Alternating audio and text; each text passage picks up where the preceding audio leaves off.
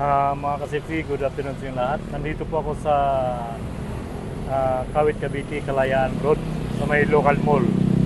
So ngayon, obserbahan ko yung dito, yung flow ng mga sasakyan. So dito po, tingnan natin.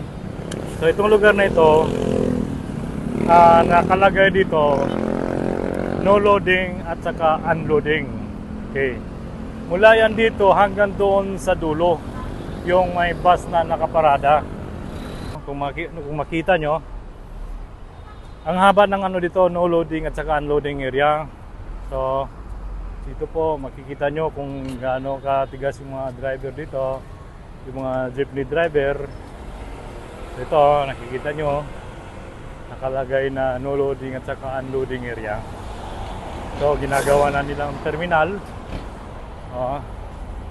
Kung mapansin nyo, ito po no loading, nandito banda sa may sa may Burger King. So po ito, no loading area. So kayo nang umusga kung tama ba yung mga ginagawa ng mga driver. So, no loading at saka unloading area, nami-make up sila ng pasahero dito at saka nagbababa.